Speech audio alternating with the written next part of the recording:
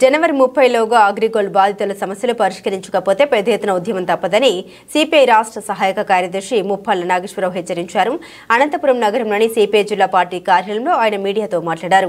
ఆంధ్రప్రదేశ్ రాష్ట్రంలో గత సంవత్సర కాలంలో జరిగిన అగ్రిగోల్డ్ ద్వారా మోసపోయి మనస్తాపంతో మృతి చెందిన కుటుంబాలకు ఆదుకునే దిశగా ప్రభుత్వాలు పనిచేయాలన్నారు. ఏపీలో 800 మంది, కర్ణాటకలో 400 మంది, ఒరిస్సాలో 100 మంది అగ్రిగోల్డ్ యాజమాన్యం మోసం చేసిన కారణంగా వీరు మృతి చెందడం జరిగిందన్నారు. గత చంద్రబాబు ప్రభుత్వంలో అగ్రిగోల్డ్ ఆస్తులను జప్తు చేసి మృతి చెందిన కుటుంబాలకు 5 లక్షలు ఇవ్వడం జరిగిందన్నారు. అప్పట్లో టీడీపీ ప్రభుత్వం వారికి పూర్తిగా న్యాయం చేయలేకపోయారన్నారు. ప్రస్తుత కూటమి ప్రభుత్వం అయినటువంటి జనసేన, టీడీపీ నాయకులు అగ్రిగోల్డ్ బాధితులు ఆదుకుంటామని చెప్పి 6 నెలలు కావస్తున్నా పట్టించుకోలేదన్నారు. అగ్రిగోల్డ్ బాధితుల పరిష్కారానికి ఫాస్ట్ ట్రాక్ కోర్టు ఏర్పాటు చేసి బాధితులకు న్యాయం చేయాలని చంద్రబాబు నాయుడిని కలవడం జరిగిందన్నారు. ఈ విషయంపై చంద్రబాబు శాసనసభ సమావేశంలో చర్చించలేదన్నారు. జనవరి 30లోగా అగ్రిగోల్డ్ బాధితుల సమస్యలు పరిష్కరించకపోతే పెద్ద ఎత్తున ఉద్యమిస్తామన్నారు. అగ్రిగోల్డ్ కంపెనీ చేసిన మోసాలలో తాజాగా కడవకొల్లు గ్రామంలో ఉన్నటువంటి 217 ఎకరాల అగ్రిగోల్డ్ భూముల్ని ఉదయం వెళ్ళి చూసొచ్చాం. ఆ పరిసరాల్లో సుమారు 500 ఎకరాల ల్యాండ్ బ్యాంక్ ఉంది. ఈ పక్కన అనంత ఫార్చ్యూన్ పేరుతో ఒక 200 పైచిలుకు ఎకరాల్లో ప్లాట్లు వేసింది కోడేరు దగ్గర ఉంది. ఇన్ని భూములు పెట్టుకొని రేపు జనవరికి 11వ సంవత్సరం అగ్రిగోల్డ్ కంపెనీ మూతపడి బాధితులు ఇబ్బంది పడుతున్న పరిస్థితి.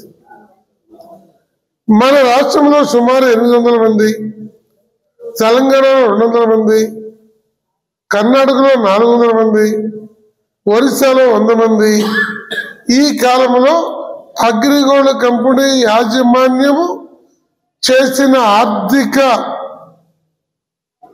మోసం కారణంగా ఆత్మహత్యలకి, అసహజ మరణాలకి గురయ్యారు. గత చంద్రబాబు గారి గవర్నమెంట్ లో ఈ పరిస్థితి దాపురిస్తే 45 రోజుల్లో సిఐడి వారు ఆస్తుల్ని అటాచ్ చేశారు. చనిపోయిన 142 మందికి 5 లక్షలు ఎక్స్గ్రేషన్ ఇచ్చారు. కానీ ఆస్తుల మొత్తాన్ని విక్రయించి కానీ ప్రభుత్వం తీసుకొని కానీ పూర్తి న్యాయం చేయటంలో అప్పుడు వారు చేయలేకపోయారు. తిరిగి ఈ కూటమి తెలుగుదేశము, జనసేన మేనిఫెస్టోలో అగ్రిగోల్డ్ సమస్యని పరిష్కరిస్తాము, ఆస్తులన్నీ చేస్తామన్నారు.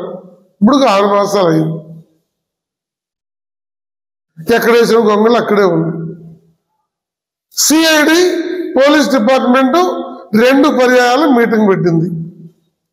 నిన్న 18వ తారీఖు సిఐడి చీఫ్ రవిశంకర్ అయ్యన్నార్ గారి నేతృత్వాన మమ్మల్ని, బాధితుల సంఘాలని, యాజమాన్యాన్ని, సిఐడి అధికారుల్ని, అంతకుముందు పనిచేసిన రిటైర్డ్ అధికారుల్ని అందరిని పిలిచి మీటింగ్ పెట్టి ఈ సమస్య పరిష్కారానికి వేగవంతం కావడానికి కొన్ని సూచనలు, సలహాలు అడిగింది.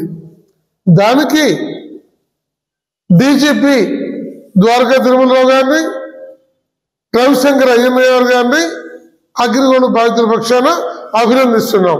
వెంటనే ఈ ఆస్తులన్నింటినీ కంపెనీ యాజమాన్యం, వాళ్ళ తొత్తులుగా ఉన్న కొంతమంది డైరెక్టర్లు, కొన్ని సంఘాల పేరుతో బతుకుతున్న వాళ్ళు ఈ కింద కబ్జాలకి, ఆ విక్రయానికి, కలప అమ్ముకోవడానికి ఇవన్నీ చేస్తున్నారు.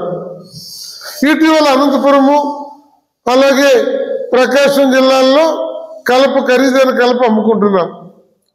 అది పోలీస్ డిపార్ట్మెంట్ని మేము కోరింది, అన్ని పోలీస్ స్టేషన్లకి అగ్రిగోల్డ్ ఆస్తుల మీద ఎవరైనా కంప్లైంట్ చేస్తే ఇమీడియట్ గా కంప్లైంట్ ని రిజిస్టర్ చేసి ఆ భూముల రక్షణకి తగిన చర్యలు తీసుకోండి. ఏలూరు కోర్టులో ఉన్న కేసుల పరిష్కారానికి ఒక నమ్మకమైన స్పెషల్ పీపీని ప్రత్యేకంగా పెట్టండి. 11,000 కేసుల్లో ఇది ఒక కేసుగా ఏలూరులో పెడితే ఆ జడ్జి 11,000 కేసులు చూస్తాడా, ఈ కేసు చూస్తాడా? అందువల్ల special case, special fast track కోర్టుని అగ్రిగోల్డ్ సమస్య మీద పెట్టాలి. మరొకళ్ళు చనిపోకుండా చూడాలి. అలా చూడని పక్షంలో జనవరి నెలాఖరు దాకా మేము ప్రభుత్వం పట్ల నమ్మకంతో ఓపిక ఉంటాము. గవర్నమెంట్ ముఖ్యమంత్రి గారు కూడా మేనిఫెస్టోలో పెట్టారు. అయితే ఇంతవరకు ముఖ్యమంత్రి గారు మన శాసనసభలో కూడా ఏం చేస్తారో ఒక మాట చెప్పలేదు. జనవరి ఆఖరిలోపు ముఖ్యమంత్రి గారు దీని మీద ఒక పాలసీ ప్రకటించి 6 మాసాల్లో ఈ సమస్యకి పూర్తి పరిష్కారం చేసే పద్ధతి చర్యలు తీసుకోకపోతే జనవరి తర్వాత మేము ఉద్యమానికి పోతామని చెప్పి అన్ని జిల్లాల్లో సభలు పెట్టి ప్రిపేర్ చేస్తున్నాము. ఇది అగ్రిగోల్డ్కి సంబంధించిన విషయం.